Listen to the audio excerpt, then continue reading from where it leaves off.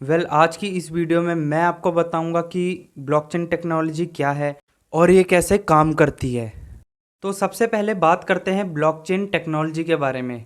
इस टेक्नोलॉजी की डिस्कवरी 1991 में हुई थी, लेकिन उस वक्त ज़्यादा लोग इस टेक्नोलॉजी के बारे में नहीं जानते थे।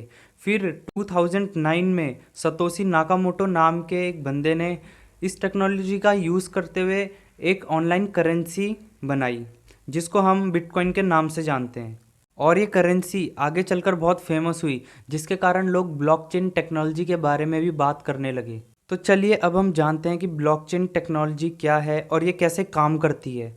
जैसा कि आपको इसके नाम ही से पता चल रहा होगा, ब्लॉकचेन मतलब ब्लॉक्स की एक चेन। मतलब इसमें बहुत सारे ब्लॉक्स होते हैं जिनमें डाटा भरा होता है और इन ब्लॉक्स की एक बहुत बड़ी चेन होती है। अब इसको समझने के लिए मान लो कि आपके पास एक फ़ोल्डर है और आप उस फ़ोल्डर में अपना डाटा और डॉक्यूमेंट्स सेव करते हो। लेकिन एक टाइम ऐसा आता है जब वो फ़ोल्डर फुल भर जाता है, तो आप एक नया फ़ोल्डर क्रिएट करते हो और आप उसमें फिर अपना डाटा, अपने डॉक्यूमेंट्स भरते हो। और एक टाइम आने के बाद वो भी फुल हो जाता है, तो आप तीसरा फ़ोल्डर क्रिएट करते हो।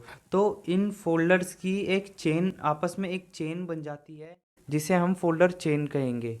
इसी तरह ब्लॉकचेन में फोल्डर्स की जगह ब्लॉक्स होते हैं और ये ब्लॉक्स डाटा, प्रीवियस हैश और करंट हैश से भरे होते हैं। और ये ब्लॉक्स एक दूसरे से हैश के थ्रू कनेक्ट होते हैं। क्रिप्टो में या फिर ब्लॉकचेन नेटवर्क में ये हैश फिंगरप्रिंट की तरह काम करते हैं। अब इसको समझने के लिए मान लो कि ब्लॉकचेन का जो पहला ब्लॉक होगा उसका प्रीवियस हैश की जगह वो ब्लैंक होगा, और जो उसमें डाटा भरा जाएगा उसके अकॉर्डिंग उसका करंट हैश जनरेट होगा। और जब वो ब्लॉक डाटा से फुल भर जाएगा, तो सेकंड ब्लॉक ऑटोमेटिकली क्रिएट हो जाएगा और उसके प्रीवियस हैश की जगह फर्स्ट ब्लॉक का करंट हैश आ जाएगा।